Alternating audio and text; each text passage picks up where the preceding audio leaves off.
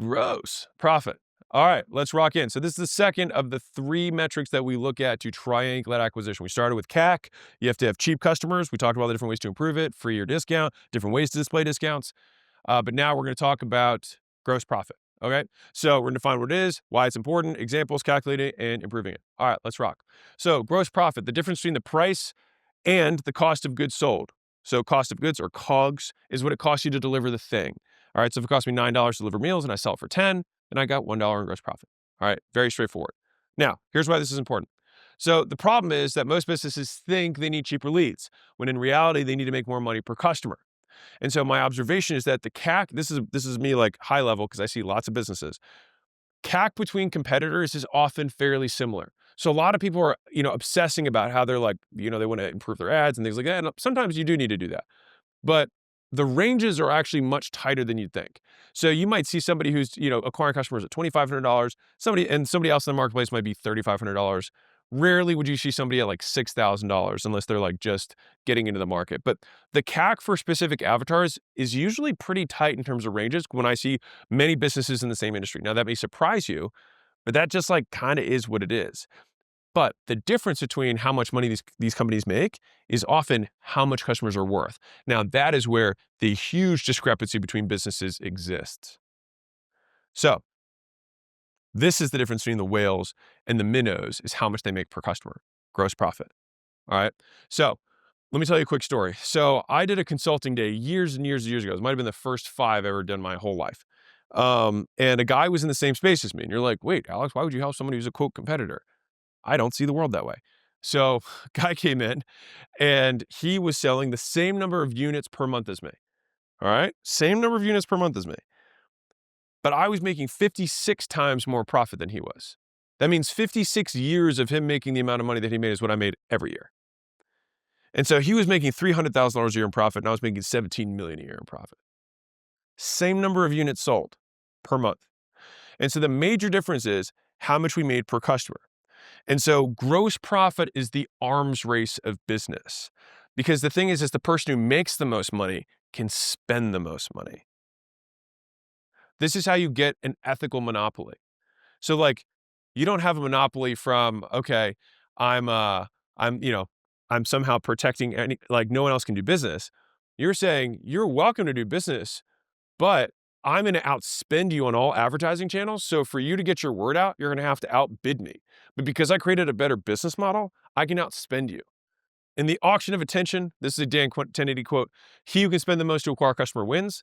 This is my version of the quote, which is what I like my version. He who makes his customer worth more to his business than to his competition wins. I think about this in terms of what can I do? So rather than thinking, oh, I can spend, and I love Dan, to be very clear. He who can spend the most, it's what do I do in order to spend the most? What I do is I make my customer more valuable. The outcome of that input is that I can now spend more. So these are really just 2 parts to the same quote. If this is the precursor to this one, if that makes sense. All right, so that's why this is important. So let me give you an example. So I remember when I was at Smoothie King, I was a blender tender, and my buddy was reading this article in the back of the store, probably goofing off when we probably shouldn't have been. And he was like, dude, check this out. This guy bought a $50,000 burger. And we looked at it and it was like made of gold and whatever crazy Wall Street person bought a $50,000 burger, right? And I was thinking about that. And I remember the article said something like he was making $50 million a year or something like that in income. And so what I ended up doing was I started looking at what it costs him in hours versus what it cost me in hours for the burger that I bought earlier that day. And so then I realized that my $13 burger was the same to me as this Wall Street guy's $50,000 burger, that it was actually the same level of inconsequential cost for him as it was for me. And arguably, this was more expensive for me than it was for him, just a normal burger. And so that concept basically is the reverse of the realization that you can only go down to zero. You can go infinitely high when it comes to lifetime value. And so like you can only drive down so far, right? On the cost side. But in terms of how much you can make, that's where you can be as creative as you want in terms to continue to increase the lifetime gross profit per customer. And so it can make something as insane as paying $50,000 for a burger, or CAC, actually still be relatively cheap for you if you know how to increase the value of the customer. And so think of the burgers as the commodity, which is traffic. Think of our income as the lifetime gross profit. If I were competing with this guy, he would be able to outspend me 3,700 times over. And in the auction of attention, he would outbid me every time. And our goal is to do the same to our competitors. All right, so you need to look at both sides, getting customers for less, but also making them worth more. All right, and before we improve it, we got to know how to calculate it. So here's gross profit, how we calculate it. So here's a product example. So if I sell a widget for $100, it costs me $20 to manufacture it and ship the widget to the end customer. All right, so my gross profit is 100, where it is, 100 minus 20, $80. This is what's left over. This is my gross profit. Okay. Here's a service example.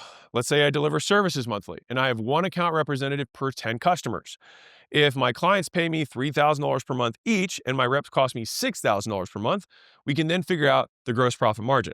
Okay, so the rep salary is $6,000. The clients per rep is 10.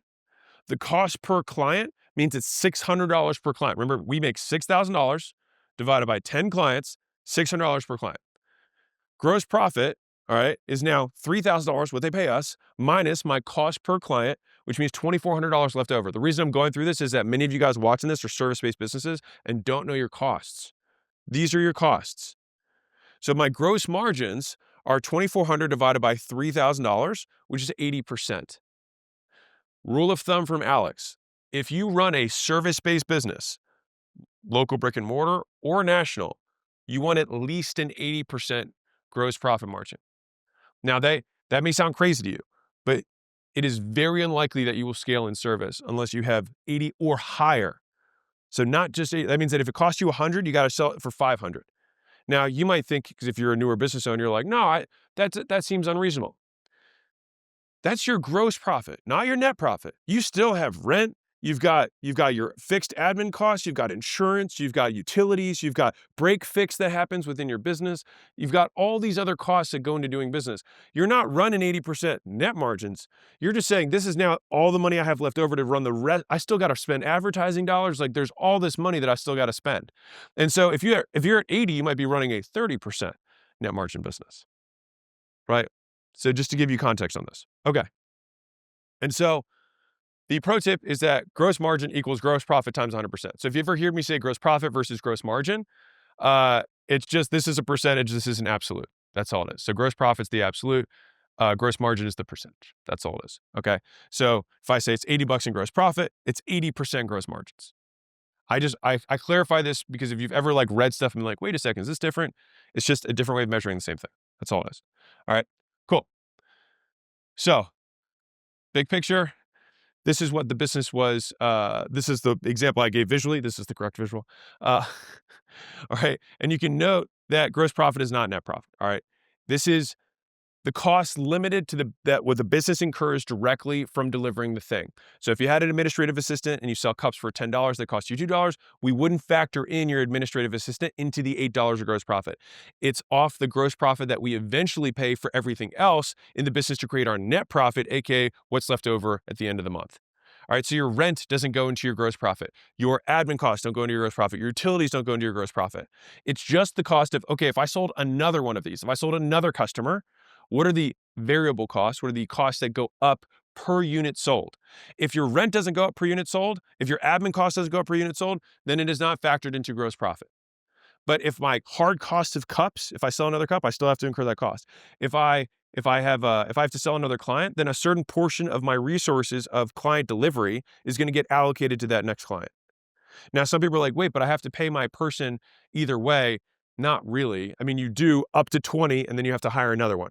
And so you just have to fractionalize it in terms of your thinking.